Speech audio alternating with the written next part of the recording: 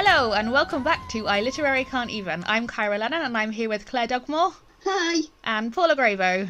Hi. So this week we have a Halloween spooktacular thing going on. That was so cheesy. So we figured what we would start with this week is talking about scary books and supernatural, paranormal kind of stuff. So who's kicking off this week? Yes, I haven't read too many spooky books. I think I'm a bit of a wimp. Me too. The books that scare me are like young adult books. But now there's the Spooks series by Joseph Delaney. Yes. And on the whole, they're not like spooky. They're like Harry Potter realms of scary. But there's this one scene, I can't remember which book it's in because the series is like about 13 books long. Right. But the main antagonist is this thing called the Fiend, and he's essentially the devil.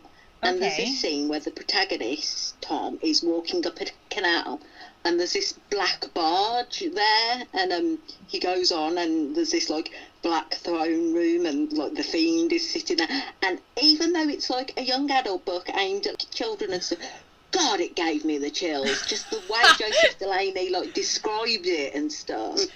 It just looks so creepy. That's the thing, though, isn't it, about scary books? It doesn't have to even be that much. It's just if the author hits it just right, then it will scare the hell out of you. Yeah. I've not read that series, so I might need to catch up on this. It might be my level, because like you, I'm quite the worst, and I haven't... The Spooks series is absolutely amazing. Okay. It's about this...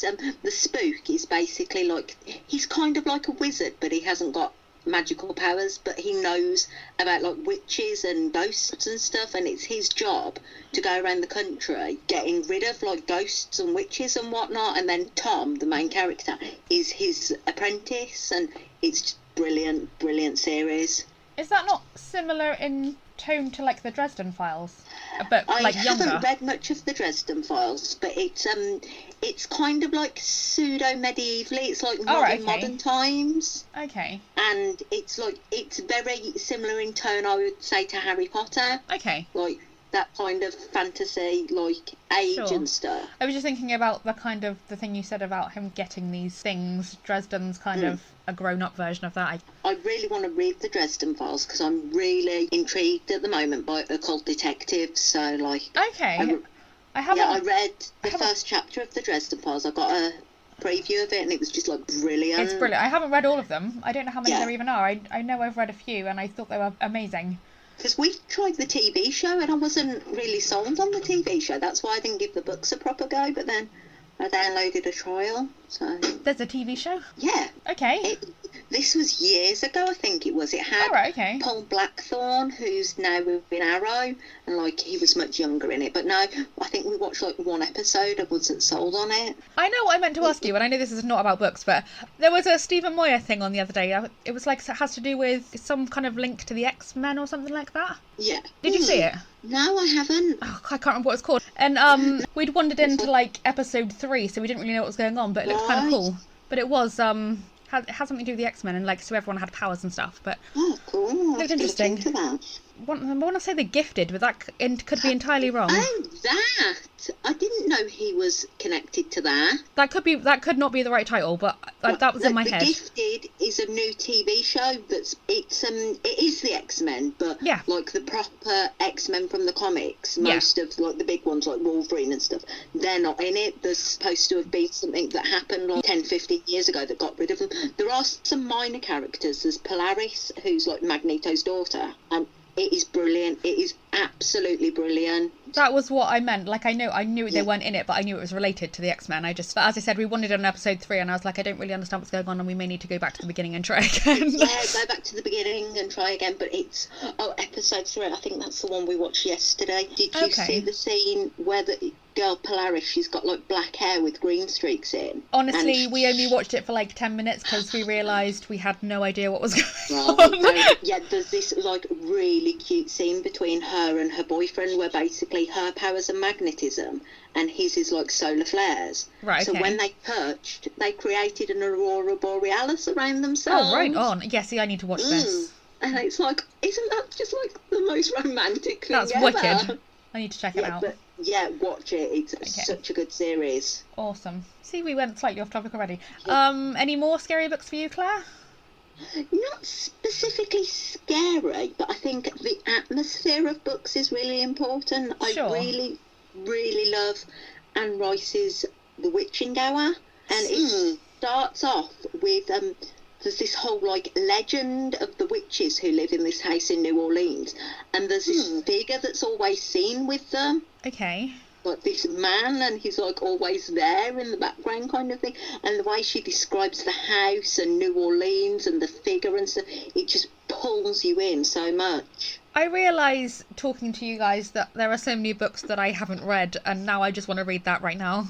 Yeah, it's my absolute favourite book ever. Okay, I need to get on it. In terms of supernatural, we should probably give a shout out to the awesome Christine Rains, right? Because oh my god, yes. she's the queen. She is. I love her stuff so much. I'm so behind, but the is it 13th Floor? Is that what it was called? Yeah. I love that series. It was brilliant. Yeah, it's brilliant. Have you read much of her new one, the Totem series? I've not read any of that yet. You need to. She has a lot of Inuit myths in it. Okay. And I'm just absolutely amazed how she can get all this mythology and weave it into like the story. Because I think there's 9 books. Whoa. And each book, they're like novellas, so it's not super long. Well, it is altogether. I think she said it's over 100,000 words altogether. It's not bad though. It's not too bad at all for that many books. Yeah, each separate book has like a different antagonist, and I don't know where she's like found. She must spend weeks doing research on like folklore and stuff, and finding all these different creatures, and then like putting her own spin on them. Yeah, and it's like just in awe of how great she is. She really is incredible. I'm surprised she is not more famous than she actually is, because she really she really deserves to be. All right, Paula, what do you have for us, my love? Well, you know what? I've always been a huge Stephen King fan, and you're gonna crack up. Of course, me being a pet lover, I'm gonna start with my favorite of all Stephen King films. I read the book first, of course, and was creeped out completely because it was like, oh, how can you do this to my beloved cats? It was Pet Cemetery. Okay. He me in royally. And I got to be honest with you, after reading that book, you would think that I would run away and never want a cat again. But actually, 4 cats later, I still love them. Okay. That's good. At least Stephen King didn't put you off cats. No, and he didn't put me off dogs with Cujo either, so there you go. But no, it was such an amazing story in the sense that the way he framed it, and you just go ahead and you have it created nightmares so many times for me. I can't even tell you. Every time I think of, and I'll tell you kind of a funny story related to Pet Cemetery. So when I had to go and do the horrible situation of having to put my first pet down, I went ahead and of course they're like, okay, do you want to cremate your animal? I said, okay, yes, I do. So you get the urn back, and I'm like, I'm not burying this, no way. And I'm like, thank you, Stephen King, for that. I'm never burying my pet because I don't want a Pet Cemetery situation happening here. So thanks to Stephen King, he ruined me of ever thinking that I could put my poor animal to rest in a Pet Cemetery. Goodness.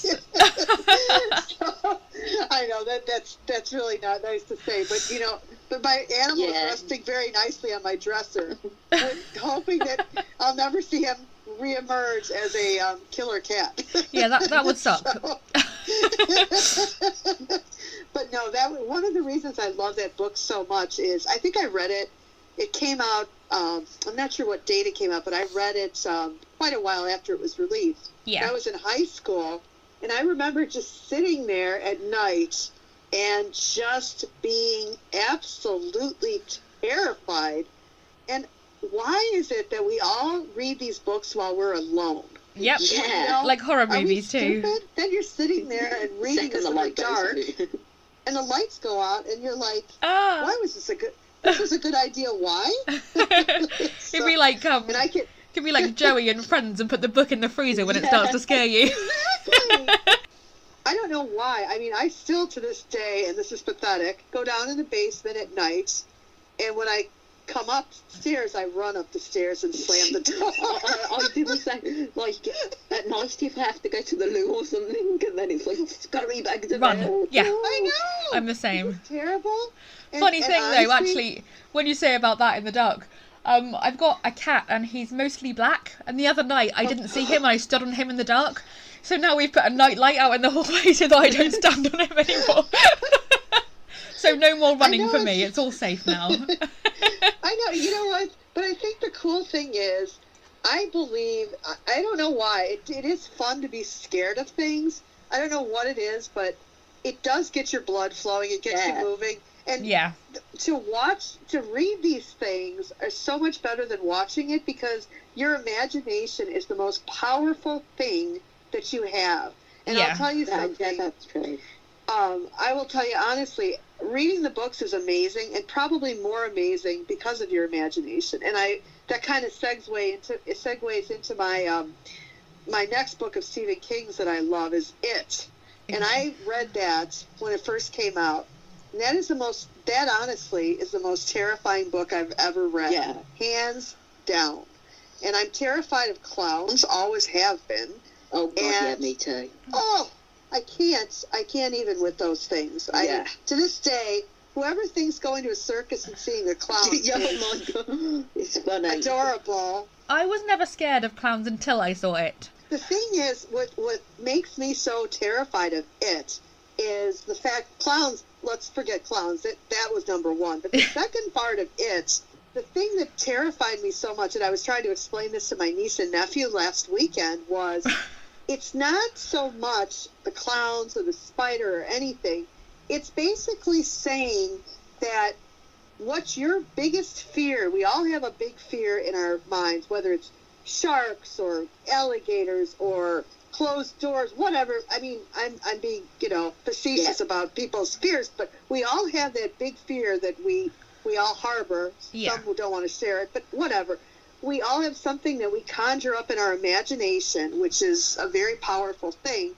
And it kind of basically says that whatever you're afraid of, it feeds into your imagination and makes it manifests itself there. Right. And that's, if you think about it, it's really that Stephen King is really, he's using your imagination against you. Yeah. And using it to terrorize you. And it really is a remarkable gift, if you think about it, to whatever is your biggest fear, to have it manifest itself in front of you. For me, it would be an alligator or a crocodile or a clown. And that's what I was so terrified by. It's like, oh. You'd be okay if you were a wizard, though, because that's like a boggart from Harry Potter. Just do the spell, make it have roller skates or whatever. Yeah. Well, then I need to be a wizard so I could... Yeah. Well, it's kind of... You know what? It's kind of funny is... Everybody laughs at that movie Jackass when the parents walk in and they see an alligator in their kitchen.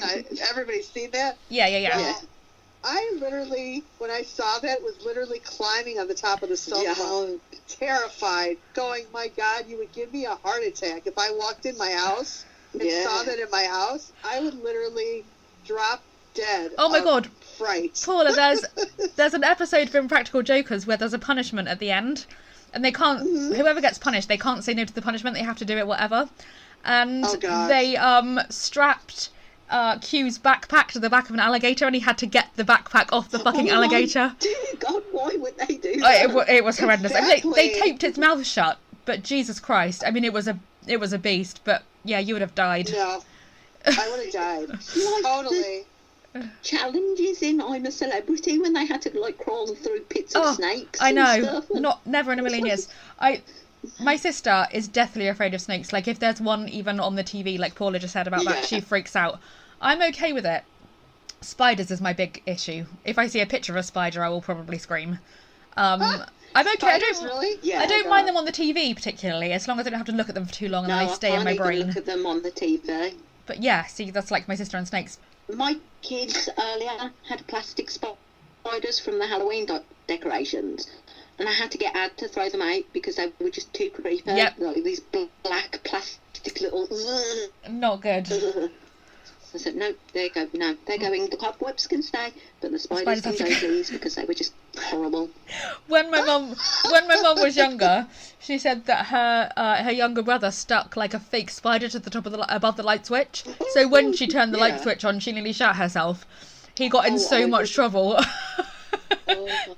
My mum, horrible lady, I got home from school one day and she said, oh, I've got a pet for you in the kitchen. So I go in looking for like a dog or a cat or something. Sure. There was a bloody spider in a glass. Like, why is that appropriate, Mom? Yeah, evil.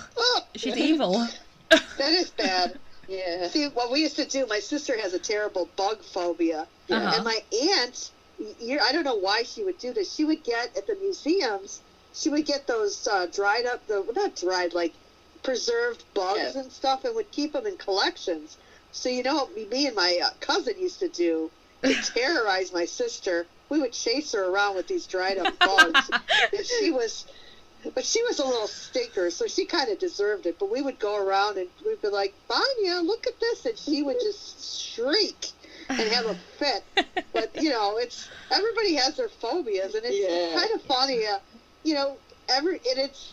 To me, I think it's ridiculous over a little bug, but to her, she's terrified of it. For me, I think it's realistic to be scared of a crocodile. Or an alligator. God, Jenna, lethal. Yes. I get that, but like, how often? Like, you live in Chicago. It's not like there's something you encounter every day. It's not like they just wander up to your house and like, hi. I do go to visit Florida quite often. Yeah, so. that would do it, for sure. That would be the place to be worried. Do you think I'm ever setting foot in Australia where there's the biggest crocodile known to man? Oh, hell no. Everything just wants to kill you. Yeah. Why?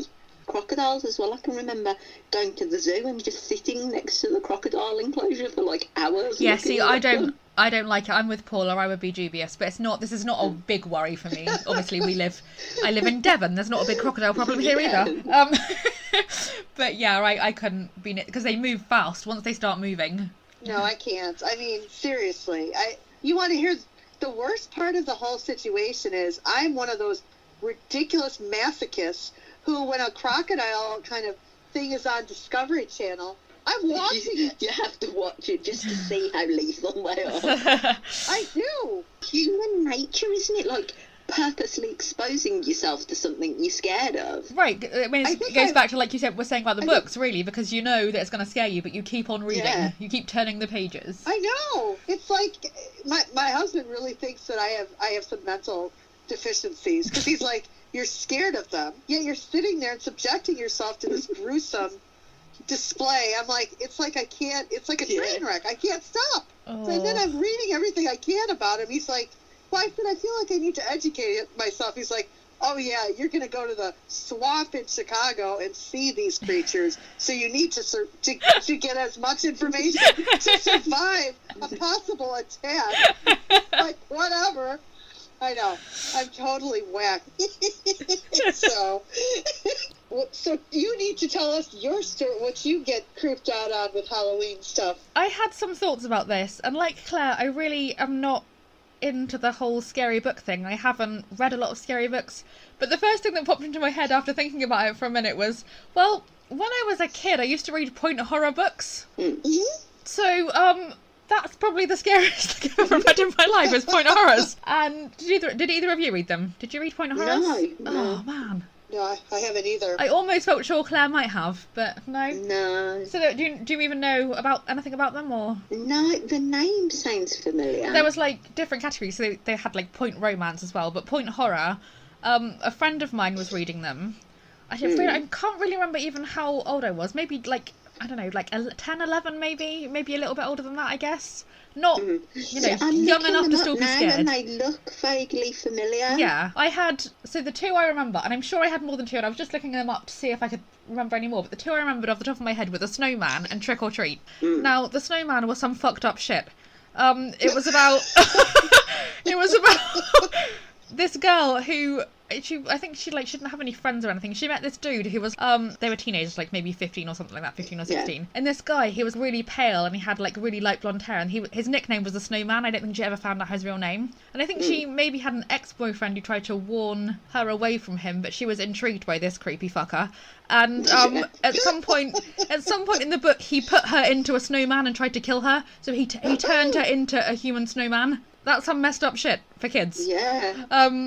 Oh my god. And the other one, like I said, was Trick or Treat, but I honestly, for the life of me, can't. All I can remember is the cover and it had like a haunted, creepy house on the front. Yeah, but I can't remember. I'm looking at them now on Google and they're all creepy as hell. Yeah, I can't remember what the story was. There was a little poem on the front of the book though, and yeah, there were a lot of these books, and I'm sure I had more than those two, but I can't honestly remember which ones I'd read, even though I looked at them today to see which ones I thought I might have read. But yeah, I guess either I read them and I blocked them out, or I just didn't read any other than those two. And I thought I was messed up.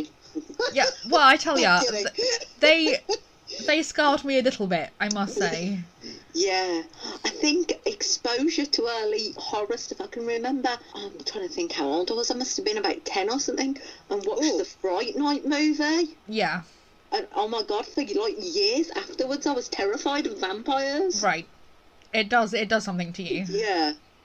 I think I'm just overall like a general wuss though, because I didn't watch. Shut up! I didn't watch. Sorry, I watched. That's funny the way you said. I'm just a general wuss. This is not. We're all that way. I watched like half of. I watched half of The Clockwork Orange when I was like 18, and I had nightmares for years. Like that proper traumatized me. It's awful. I agree with you. And oh my lord! I watched the original It, and that scared me too. But yeah. I honestly do think I'm just a general wimp, and I'm just not cut out for reading horror. I scare very easily, and like when I go to bed, suddenly my imagination turns on, and I'm like sitting there thinking of Pennywise and different things, and it's like, jeez. Right. Yeah. I know. Don't look under the bed. God, yeah. Find under there.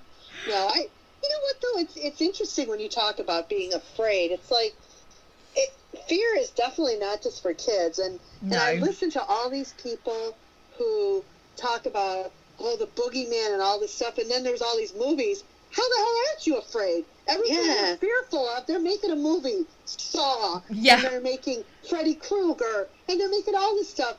It's no wonder we're not all in a mental institution. Yeah, right. Damn movies. And who thinks of these things? Like, what person is like, I know, I'll write a movie about this, and that'll scare the shit out of everyone. Why would you do this? Well, I'll tell you, the people who are writing them, I think we should start looking in their closet and see how messed up these people are. Yes. What happened to you? If they invent all that scary stuff, what are they scared of? Like, right. To scare the masters of horror must be like really fucked up stuff. I wonder if like maybe the stuff that they write about is the stuff that they're scared of, and they're trying to like work through it, so they think that like if they write about it, maybe they can scare other people, and either they won't be the ones scared of that thing anymore, or maybe they're hoping that they'll stop their own fears because they've written about it in a different way, maybe.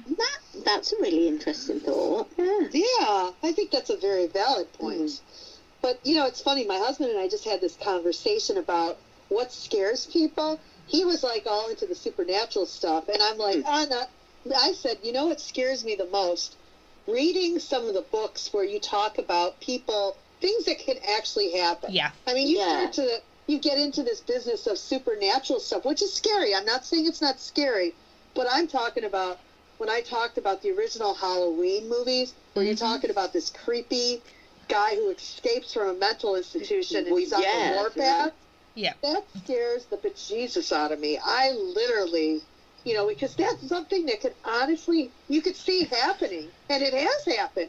I mean, look at all the serial killers. You watch some of these shows like Criminal Minds, and I'm sorry, but that leaves me sitting up at night thinking about, oh my Lord, you know, somebody goes in and massacres a family for no apparent reason. That's scary. That's real life. That's reality. This is a good question. Have either of you ever gone as a scary character for Halloween, based on any books that you've read? No. I dressed as Bellatrix Lestrange one Halloween. You did? I remember that. Yes. That was awesome. Like, lots of back-combed hair and stuff. Yes, I remember that. That was awesome. I've never gone as a character from a book. I just used to dress up as a devil quite a lot because, you know, that was my thing. No, that's interesting. I never did anything.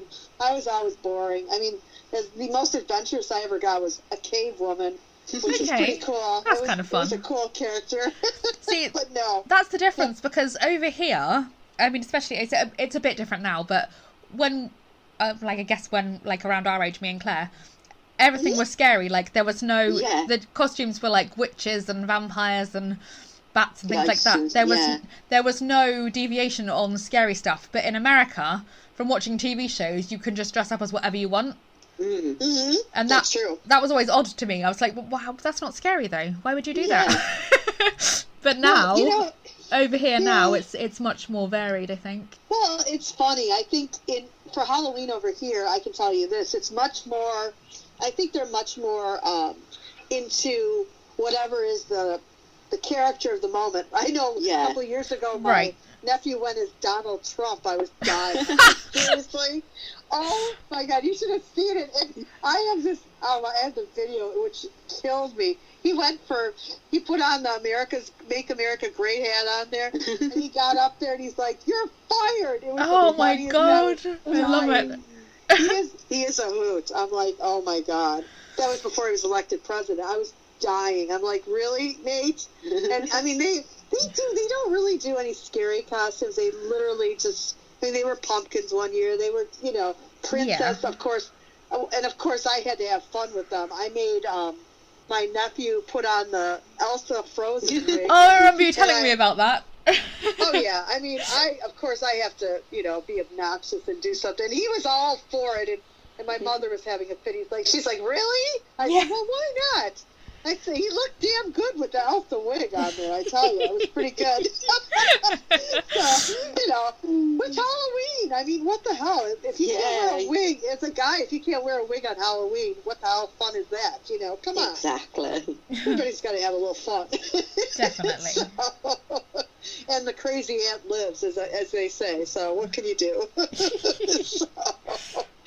But, I mean, it's interesting, though. You're right. I think in other countries, I think they are much more, into the scarier costumes. And I think now more in our country, we're looking for the interesting costume at the moment. I know this year, this is my prediction for this year.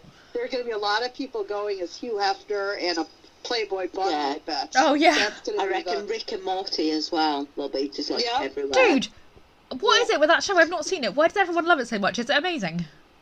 Yeah, it is. It is. Nath was really into it, and then we started watching it, and it's weird but clever and funny. Okay. I'll pay attention. It'll be interesting to see. That's what I love to do, honestly, looking at the costumes. Yeah. The most unique one and all of that. And I think those are fun to see who comes up with the most clever and creative one. And it's never me, I can assure you. I always was just scrambling at the last minute for something. But the most creative was my mom had this amazing, she did a kimono, and she actually did all the makeup for a Japanese place. Cool. She was amazing. I was dying. She did a great job.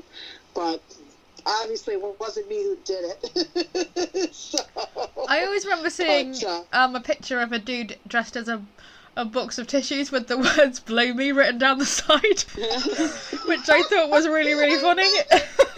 That's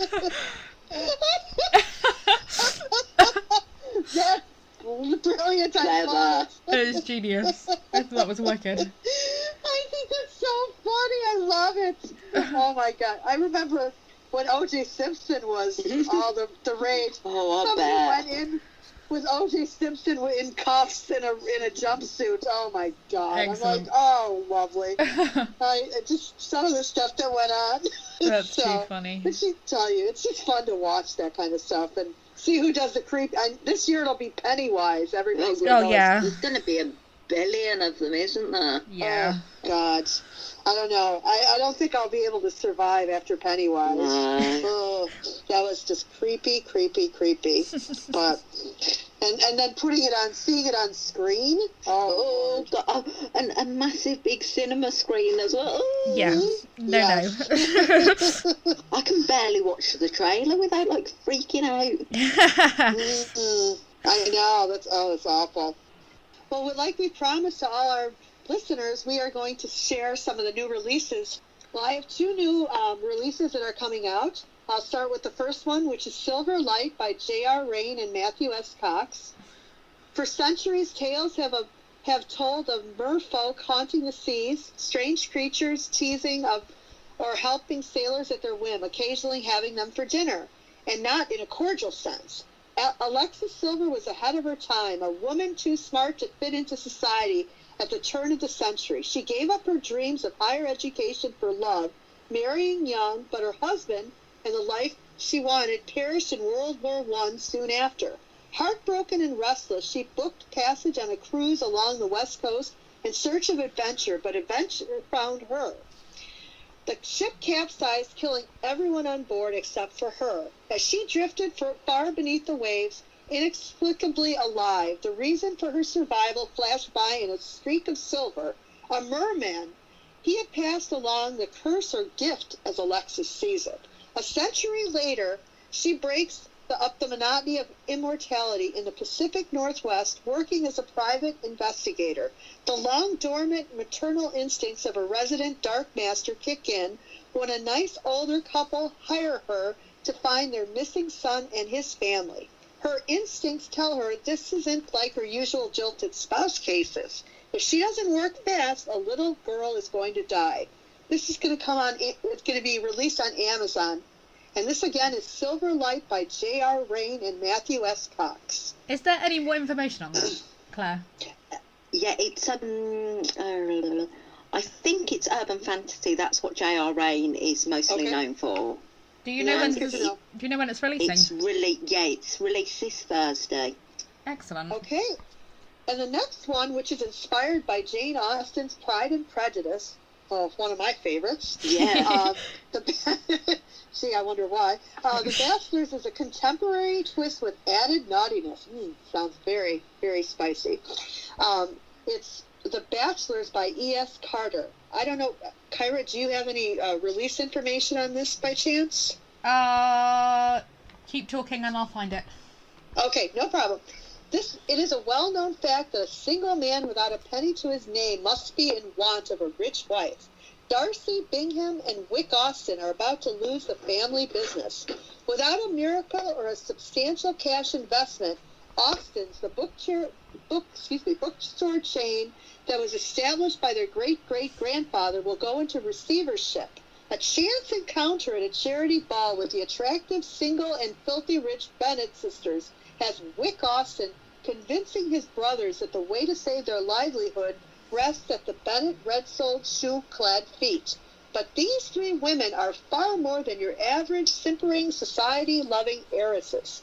Darcy isn't so sure about her youngest brother's plan, especially when the smart, feisty, and ridiculously sexy Eliza Bennet shoots down his advances in a ball of flames and accuses him of being a proud and egotistical jerk. Meanwhile, Bingham meets the sweet and approachable Jane, and insta love ensues, and Wick gets used up and spat out by the youngest and most flighty sister, Lydia. Will the Austen bachelor secure a wife and save the family name, or will they become the Bennet sisters' latest conquest? This is The Bachelors by E.S. Carter. It's out today, so it's out now. So if you want that one, you can grab it immediately. Ah, brilliant. Woo! Well, I definitely have to grab that one. That sounds good. Amazing. Anything with Darcy in it sounds amazing. All right, what's next, Claire? I have Life and Death, which is book 1 of the Leonards by Selena Paz, and that's out today. When Natalia's younger brother disappears while on a visit to Mexico, Natalia is certain La Llorona, the mythical weeping woman, has taken him. Her Friend Miguel agrees to accompany her back to Mexico in the hopes that it will help him deal with the recent death of his grandfather. But as they embark on a journey to search for the creature that has taken Natalia's brother, it becomes apparent that the spirits Miguel had brushed aside as mere legend are very real, and they have a dark connection to his family. Ooh, good stuff. Yeah, it sounds brilliant, doesn't it? Life and Death by Selena Paz, and that's out now. Fantastic. And I also have A Coat as Red as Holly by Alicia Gale, and this she's giving this away for free on Monday at her Facebook Halloween party. Oh, cool. Gwen knows about creatures who hide in the dark, but she's about to find out that not all monsters have fangs. With snow on the way and night closing in fast, Gwen's got a long walk back to Grandma's house. Ooh. And this is the prequel novel to her fairy tale trial series. So if you want to get into her series, I think it's all retellings of fairy tales, then check out her Facebook party on Monday. Wicked. That's like Little Red Riding Hood, yeah? Yes, yeah. Oh, awesome. Like it. That sounds fab. Mm-hmm. Okay, I have two for you now. Now, before I start this one, please bear with me because I will pronounce something wrong somewhere in here. But, you know. Yes, if we've pronounced anything wrong, like, our apologies to the authors. Yeah. Absolutely. Right away, because I realise I'm going to get this author's name wrong right now, just looking at it. My apologies, and I know you're awesome, but if I mess it up, I'm really sorry. Okay.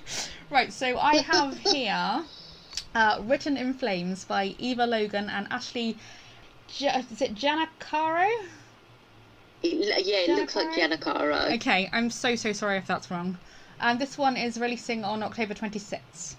So the blurb is, now I lay me down to sleep. I dream of flames that are soul deep. But if they should come before the night is done, I pray the Lord my heart to save, if the fire my flesh should crave.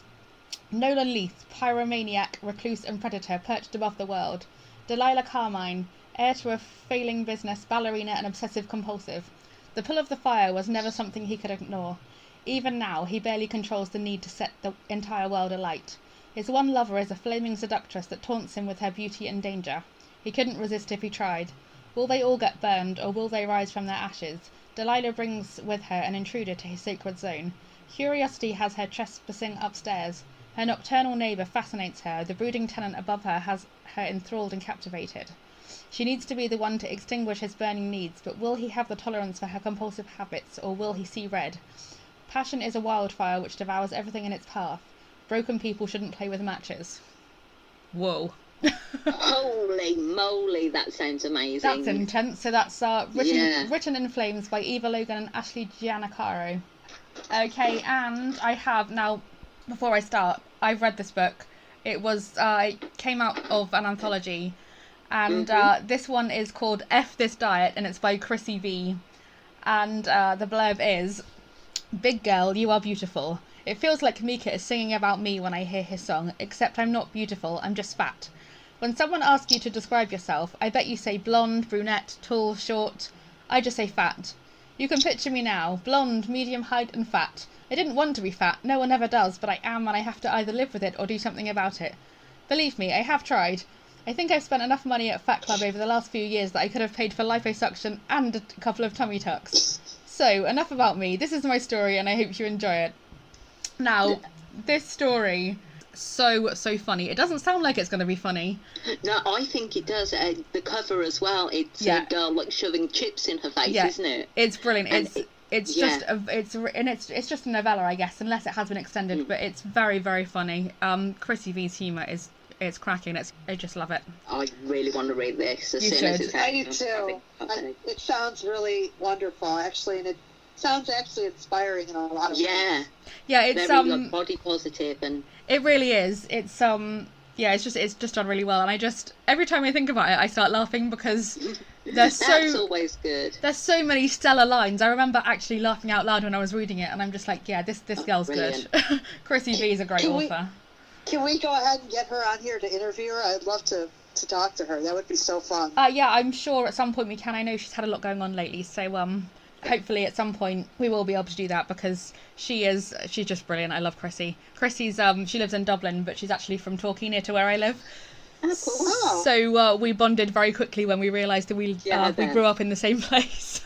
So yeah, very cool. She's amazing. Well, I definitely have to pick a lot of these books. All of them sound amazing. Yeah, they do. They really do. That's all the authors. That's wonderful. Mm-hmm. And if you want to pick up any of the books, we will have all the links on our website, which is iliterallycan'teven.weebly.com, and we will have all the links to the books there. So beautiful. You will go and find them and buy them and enjoy them. Yes, congratulations to all the authors. Yeah. Might I just give a brief shout out to James S. Murray and Darren Weirmouth. That's awesome. Yeah, their novel's coming out and it's called Awakened, and that's coming out next year. And I think this is the most excited I've been about a book since Harry Potter and the Deathly Hallows came out. So yeah, I just wanted to give a quick shout out to them. That can be pre-ordered on Amazon, and we will throw the link up on the website for that one as well for you. Yes, indeed. Brilliant. Mm-hmm. All right, so that's awesome. That is our new releases for this week sorted out. And we figured since it's Halloween and we're having a bit of a giggle today, we thought we'd have a crack at some Halloween Mad Libs. What we're going to do is I have the Mad Libs here, and Paula and Clare are going to alternate answering the questions, and then we'll read out what we get at the end. So which one of you wants to answer the first, and then we'll take it from there? I'll let Claire go first this time. Okay. All right, are you ready? Are you ready to hit me with some brilliant words? We are. First, I need an animal. A giraffe. Good call. That would be my favourite animal in the whole wide world. Yes, that's why it came to mind first. I love you. Okay, person in room. So that's one of us three, I guess. Kyra. Claire, I need an occupation. An occupation, a stripper. Right on. Oh, I've just realised that now I'm a stripper. Yeah, you Kyra the stripper. Yeah, you can see what it's going. Paula, we need another person in the room, so another one of us. Why don't you use me, Paula? Okay, alright. Claire, I need a noun. Flowers. Okay. Paula, I need a place. London. London, baby. Claire, a type of liquid. Vodka. Paula, I need an adjective. Ugly. Claire, another noun. Ball. Paula, adjective. Gorgeous. Claire, another noun. Another noun. Glasses.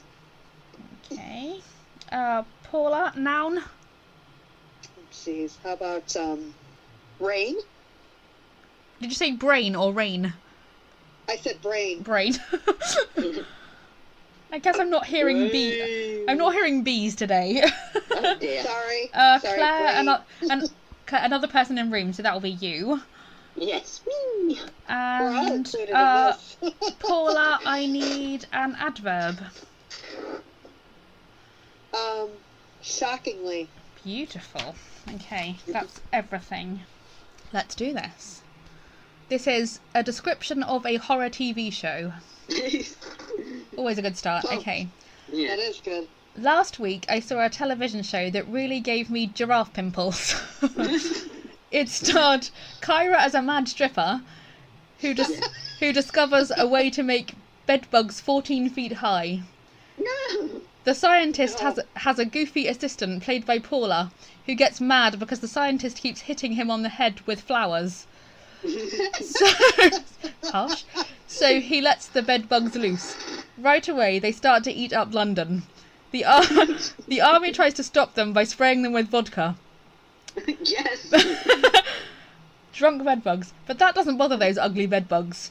They go right on up and eat up Chicago.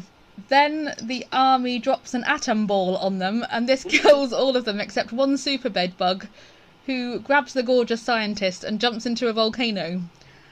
Then the goofy assistant takes off his disguise and says, "I only wanted glasses for the FBI." The fuck?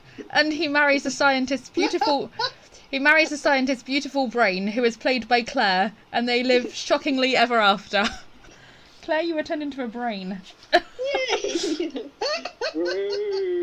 So I've got one more here that's superstitions. Do you want to have a crack at that one as well? Yeah. Okay. Yeah, let's do it. Paula, do you want to go first this time? Why not? Okay, I need a number. 7. Claire, I need a noun. Cup. Paula, part of the body. Butt. Oh, this is amazing. Yes, that's what I'm talking about. Claire, a noun. TV. There's you've got all the nouns by the looks of it. Paula. Yeah. Paula, adjective. Yes. Hideous. Nice. Another noun, Claire. Ghost. Paula, a type of food. Tripe. That was so random. Claire, another noun, please, Claire. Vampire. Yes, she's getting the Halloween vibe. Paula, adjective. Grotesque. Another noun, Claire. Werewolf. Paula, plural noun. Witches. Oh God, Claire, another noun. I'm so sorry. Boogeyman.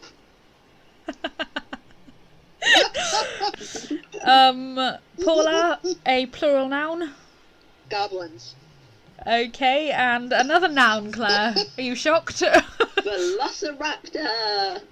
That's appropriate. I'm loving the I random. just heard the rap. Yeah, Okay, you did. ready? Yeah. Superstitions. Oh, yeah. Let's hear this. Okay. Oh, this is funny. When I was a kid, 7 years ago, it's been a little bit longer than that, we used to believe in superstitions. Like, it's bad luck to open a cup in the house if your butt itches. It means a TV is coming to visit, and you'll have hideous luck if you find a 4-leafed ghost. And we believed that if you spilled tripe at the table, you had to throw some over your left vampire. If your grotesque toe hurt, it meant rain. And if you broke a werewolf, you would have 7 years of bad witches.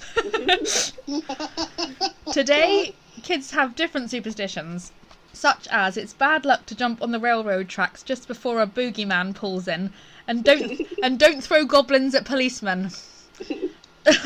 But actually, there's only one superstition I believe in. Whenever I comment on my health, I always remember to knock on a piece of velociraptor. That might be a challenge. Because we all have like pieces of velociraptors like on our desks. And Absolutely. just hanging around. I keep mine in the fridge, but...